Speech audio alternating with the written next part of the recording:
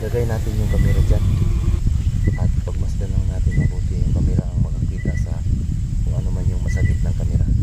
So hinarap natin mga kabugoy sa yung nakita natin kandilang nakatirik dyan kasi may mga kamag-anak na pumupunta dyan at nagsindi ng kandila. So ilagay natin para kung may mahagip man, hindi ito yung masasabi ko mga kabugoy, hindi talaga ako magsabi sa inyo kung mayroon man akong nakita, pero kamera na po ang huhusga mga kabugoy kung sino ang mahagip dyan sa kamera.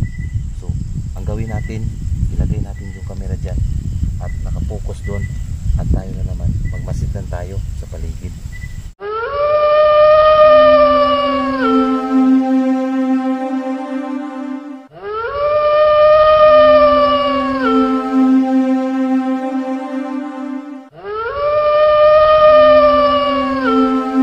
Hello, what's up mga kabugoy, no? Magandang gabi sa ating lahat. Ayan po si Bugoy Gus TV po, nagbabalik. So ngayong gabi mga kabugoy, pinuntahan natin yung request ng mga residente dito. Ito po isang panibagong content ni Bugoy Gus TV po mga kabugoy. So sa lahat po na nagtatanong bakit tayo umiiwas sa gulo, so yun, ito na po yung napili natin content. Sana maintindihan nyo mga kabugoy, isang exploration po to sa isang mga kaluluwang hindi na mapalagay, mga kaluluwang na humihingi ng tulong. Ngayong gabi na to natin pinuntahan kasi maliwanag ang buwan at at kung ano man yung makikita natin mga bugoy, kunting tahimik lang po kasi isang exploration lang po to. Walang mangyaring masama, hindi tayo mangingialam sa kanila. Kung ano man yung nakita natin, tingnan lang natin mga kabugoy. So ayan, bago tayo magsimula mga kabugoy, no, isang shout out lang po yan sa aking mga admin sa Bugoy Fanatics, Ma'am Maribit ng Bayan, magandang gabi ma'am. Yun, sa admin ko rin sa Team Malaya, si Ma'am Mi Girin Rodigaso, ayan, magandang gabi ma'am. At saka si Ma'am Gina Alicante, Pulgin Aganan, ayan po si Lemon Angel, ayan po, magandang gabi po sa iyo ma'am. Ma'am Candy Quadraching, magandang gabi ma'am. Yan, Liza Canoy. At saka si Mujilab, yan po, shout out po ma'am. So yun po, no, kung nakikita nyo ay isang lugar nito mga kabugoy, ay isa po tong lugar kung saan sabi ng mga residente dito na mayroon daw nag-aabang dito. So paggabi, so sa ganitong oras mga kabugoy, no, hindi natin bihira na lang ang taong dumadaan dito sa gawa ng mga pangyayari. Kung narinig nyo yung mga kabugoy, andito tayo sa taas mga kabugoy, ayan, andito tayo sa taas ng bundok. So yun, makikita natin ang baba, ayan, may mga kababahayan dyan, yan, maraming bahay dyan sa baba, ayun yung ilaw. So kung ipapakita natin mga kabugoy, itong daanan na to mga kabugoy, ayan, itong daanan na to mga kabugoy ay isang pinakamagandang daanan mga kabugoy. Itong tingnan lang natin, ayan, tumatayo na yung balahibo ko mga kabugoy. Pumunta tayo dito sa isang request ng mga residente, request po ng residente. So kung pwede bang i-explore natin ang lugar. So ayan, kung makikita dyan mga kabugoy, no, pinakamagandang daanan yan papunta dito. Ayan po, ayan, papunta dito. Ayan, napakagandang daanan kasi po hindi masyadong nakasimento at saka higit sa lahat po mga kabugoy, ayun, ayan, street na street yung daanan. So tingnan natin mga kabugoy. Ang nangyari kasi dito mga kabugoy, no, ang nangyari dito mga kabugoy, yun ang sabi ng mga presidente dito na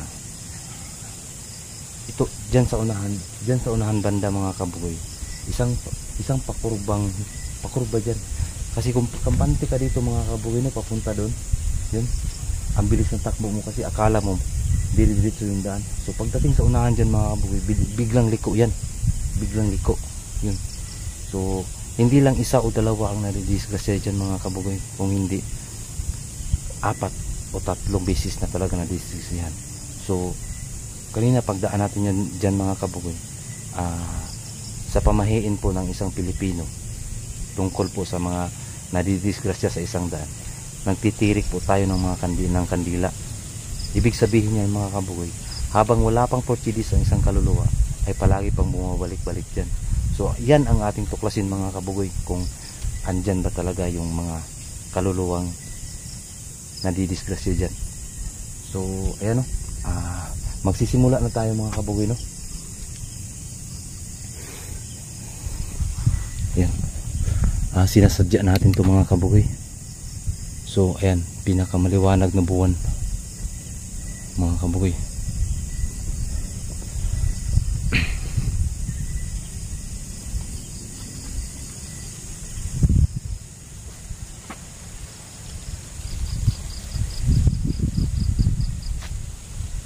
Ayan, maliwanag yan sa ano, maliwanag yan. So ating babaybayin tong daan na to mga kabugoy. Dito tayo magsisimula papunta ron.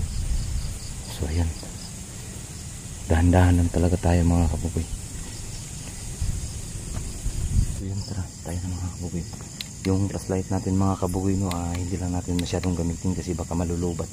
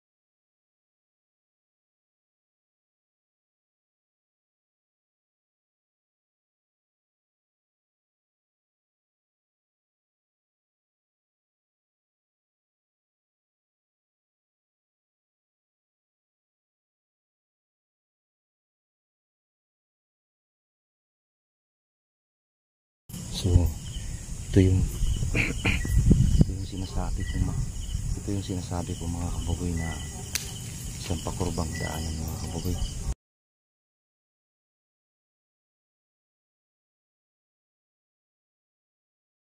Isang pakurbang daanan mga kabugoy yung sinasabi mo. Tingnan mo mga kabugoy ang daan. Napakagandang daan nga simula doon mga kabugoy. Ayan, simula doon. Pero pagdating dito sa dulo mga kabugoy, biglang pakurba yan. Ayan, biglang pakurba yan mga kabugoy. Ayan, dito yan. Ayan, paliko yan mga kabugoy. Paliko. Sobrang liko talaga yan. Ayan.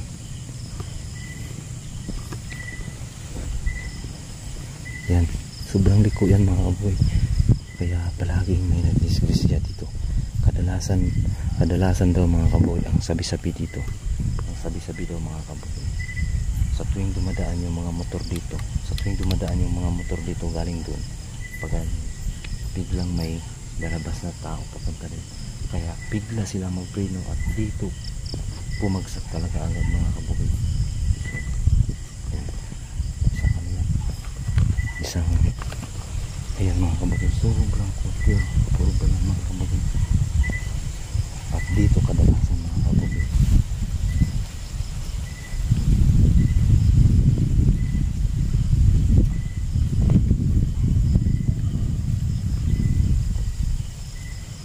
Kung makikita yun yan mga kabugoy, ayan, mayroong titirik ng kandila pala dito.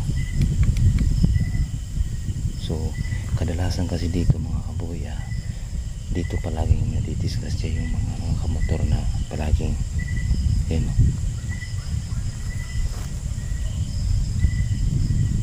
Yun mga kabugoy. So sa ganitong oras daw mga kabugoy, no, ilagay natin yung camera mga kabugoy dyan sa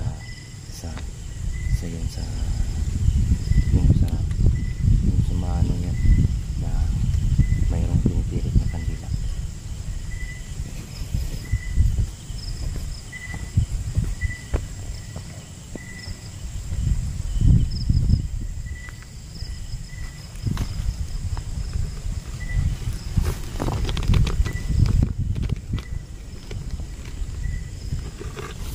Ano ba yan basta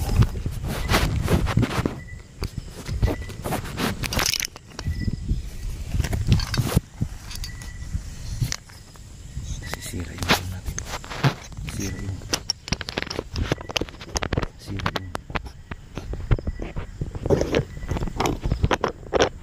silip natin mga kabugoy.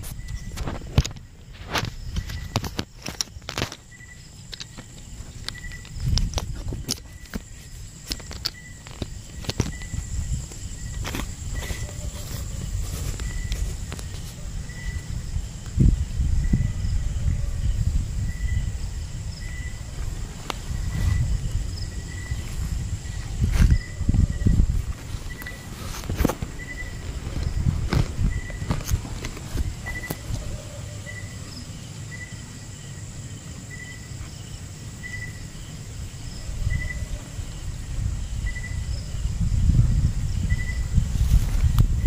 pagbasdan na natin mga kabugoy.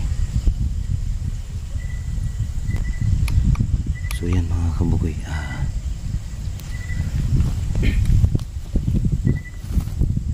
ito yun mga kabugoy, ilagay natin yung camera dyan at pagmasdan lang natin mabuti yung camera ang makakita sa kung ano man yung masagip ng camera.